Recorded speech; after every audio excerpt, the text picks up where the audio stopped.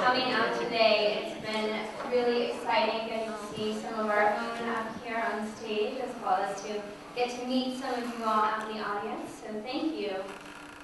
We're continuing on with that theme of in our hands, really trying to take initiative and face the challenges of today and tomorrow. And our next speaker really highlights that. He has quite a reputation here, having had 8 graduate degrees from UT Dallas. He is someone who will be speaking to us from a perspective of business and really trying to highlight where it is that we find ourselves. We've seen financial crises, we've seen a lot of challenges recently, but there is hope, and he will tell you how that is. Please welcome to the stage, Dale.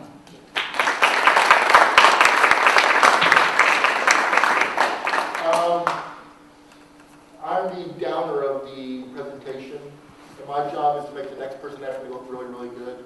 So I think I'm going to accomplish that rather easily.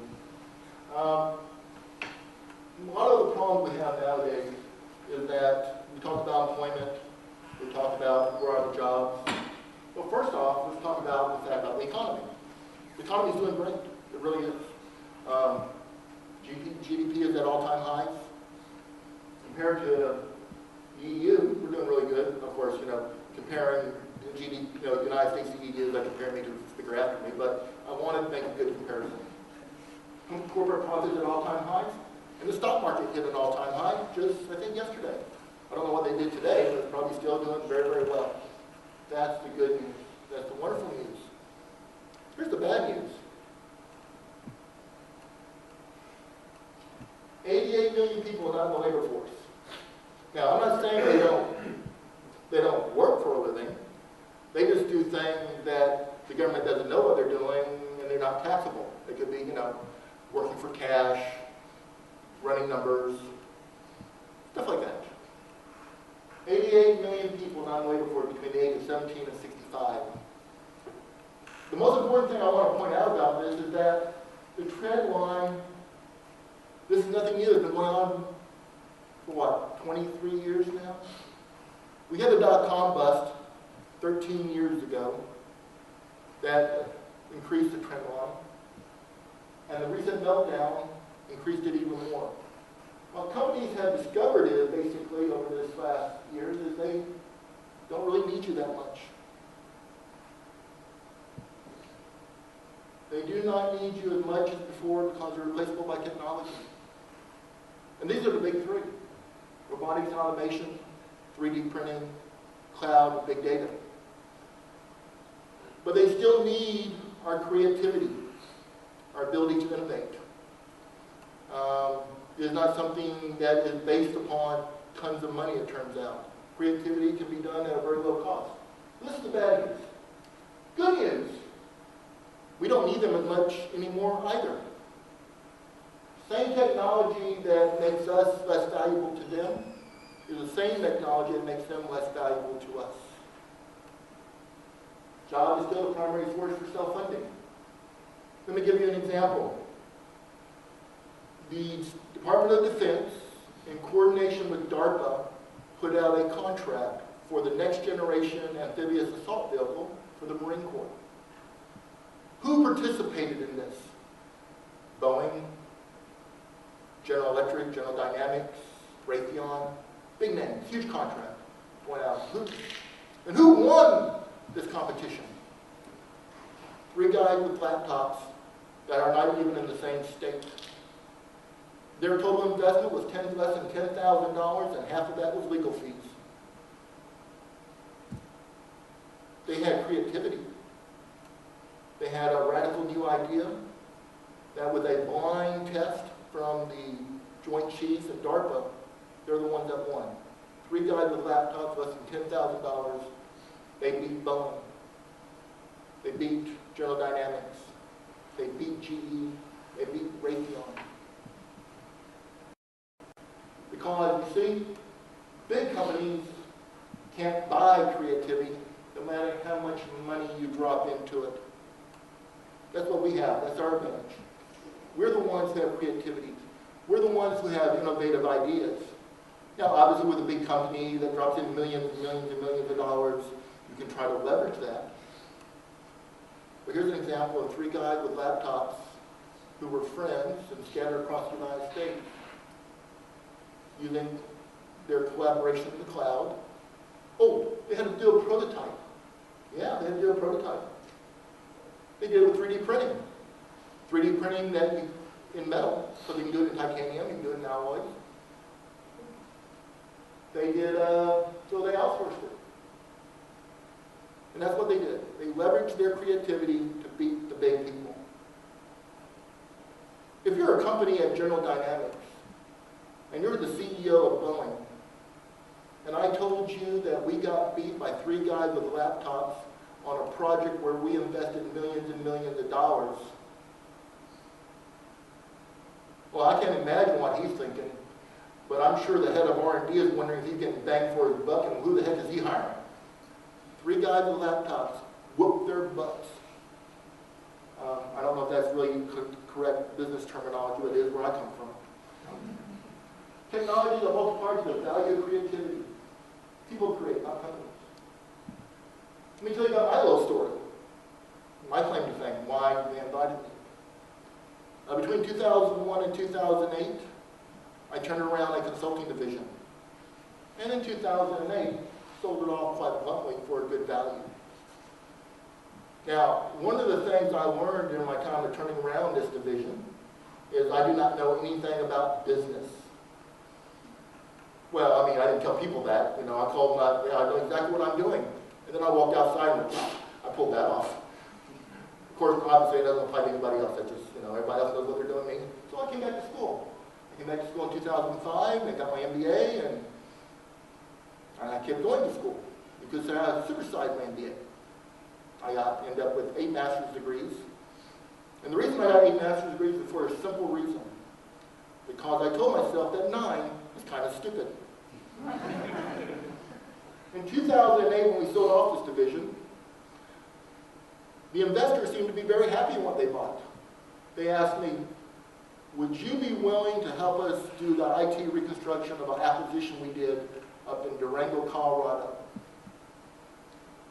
Now, there are certain conditions to this. Obviously you have to be a company so we can do business with you. And we need a data center in 4 months. Because the job in Durango, Colorado was to take an ordinary, everyday Cablevision company and make it a full-service company for telephone, for internet services, even to sell services across the internet from the company. That was the whole idea there. Maybe a little shopping, maybe a little advertising, whatever it might be. You had 4 months to build a data center. Now, I looked at them straight in the eye and said the magic words, yes, we can. And then I walked outside, my best friend looked at me and almost slugged me saying, are you out of your mind? If we do this and can't do it, we'll lose our company. I pointed out to him, so in fact, we don't have a company, so there was nothing to lose. But we did have one advantage. At that time in 2008 was the beginning of the cloud. So we were able to build and go into business as a company in 72 hours. We put our financials in the cloud, we put our ERP in the cloud, I put my customer relationship management in the cloud, program management in the cloud. I put everything I could online and everything else. Massive outsourcing. I got tech support by hiring Infosys out of Bangalore. I got a development team. I hired that, outsourced it out of Taipei. How do I know these people in Bangalore and Taipei? Well, because between 2000 and 2010, they were my classmates. I was in the MBA program. Half the program is international students. I called them up and said, hey, remember me? Okay, this is Dale. Now, do you remember me? Kind of short, kind of fat? No clue, okay. But that's how I did it. I called up friends. You could have said I went to dinner with the Friends and Family Plan to build a Friends and Family Plan in Durango. My claim to fame was that we built a data center in 4 months by working with a company in San Jose about to build a data center inside 4 shipping containers. So we couldn't build, I knew one thing, I knew what we couldn't do. We couldn't build it the old-fashioned way, you know, we got, lay the building, build the foundation, the raised floor, bring in the servers and everything. No, so I said, let's do something radically different. Because there's a certain rule I go by. And it was by the great 20th century philosopher called Janis Joplin, which is, yeah, see, the people of a certain age are nodding their head, the rest of you are going, huh? Let's just say, if you ever heard of Janis Joplin, I pity you. The thing is, she said, everything to gain is nothing left to lose. And that's true, we have nothing left to lose. So we went out there and we built a data center in a box inside a shipping container for me. I knew there were people out in Florida who were getting rid of their IBM AS400s because, oh, that's right, the day of mainframes are over with, you know, it's all client server. I picked them up with 10 cents on the dollar. Long story short, in 4 months, we were providing to Durango, Colorado, IP services, telephone service, along with cable vision and everything else. They thought the investors thought I walked on water. They have no idea to this day what we call, I pulled this off, me and my guy, by flying by the seat of our pants, because we really had no idea what the heck we were doing back then, in 2008. Because we never done this before. The good news is, they never seen it before, so they have no idea where we screwed up at. You know, because it was, as we see in IT, it's not a bug, it's an advanced feature set. And that's what I've been doing since 2008 to present. I've been helping these investment firms, cause investors know other investors, and I right now work with 4 of them. One here out of Fort Worth, I work with 2 of them out of Miami and 1 out of Chicago. And I have continued business. And I have a consulting company. I have contractors and engineers and financial analysts and everything else. And it's all entirely in the cloud. I have a software development team sitting in Taipei. Outside of teleconferencing and maybe twice a year, they don't really see me. Everything is in the cloud. So when I say the cloud is your friend, they are a really good friend of mine. A very good friend of mine. 3D printing? Yeah, we do prototyping. But we do it with custom, and we have a company that I can't really say their name because I'm not allowed to, but we have a contract with them to expedite. Some of the custom work we require on custom brackets and stuff, we can actually design them on Monday and have it delivered on site by Tuesday afternoon. Made in titanium or a steel chromium alloy, whichever you want. So we do that. So we do everything a big company does, except we're very, very itty-bitty tiny. We have some projects. We don't crowdsource though. I mean, we don't really have a product, you know, for anything. Yes. Oh, yeah. No, we don't really have a product to sell. We have a service to sell. We don't really crowdsource.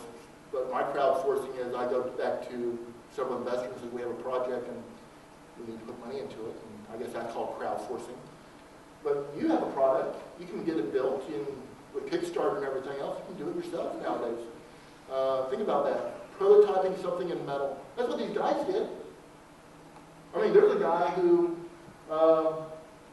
did crowdsourcing. He was 16 years old. He built an application because he wanted to get a little bit short summaries of news. And so he could get ideas to build a product. It just dawned on him after about 2 years that his tool was actually the product. And he sold this tool off, this little itty-bitty tool, to Yahoo for $30 million. He's going to be a vice president, but he has to graduate first, he has to get a driver's license, and he also plans on going to the prom. So he has other priorities first. Oh, by the way, his parents gave him a solid rule. You have to do your homework first. And after that, you get professional investors. You have the product, you have the customer pipeline. This is different before, where you were always at their mercy. Now, you are on equal footing. So the new normal is you have a job, and you have a small business. And why do I say we're a nation of small shopkeepers? Because if you're like me, you can have a small business and compete with the big boys. Those 3 guys competed with the big ones. That kid competed with, with Yahoo on messaging and Google. Nobody really cares how small or big you are anymore, just so you deliver a quality product. Size is not a big thing. Yeah, I know. And the final thing I want to keep you in mind is, what you think about more than anything else. While you do have a job, and it's very important to have one, I'll tell you that much right now, because it does pay the bills, what kind of small business are you going to have? Is it going shopping, selling antiques on eBay? Is it having a consulting firm that's totally in the cloud? Is it a news organization that's really an app on a smartphone? Or like one guy did, he built a bigger burger stand as a vending machine. So the bottom line is, think about yourself because you have an advantage over the big companies. Something that money, really, as they've been shown nowadays, you can't buy. Creativity can beat anybody, and it has nothing to do with how much money you have. Thank you.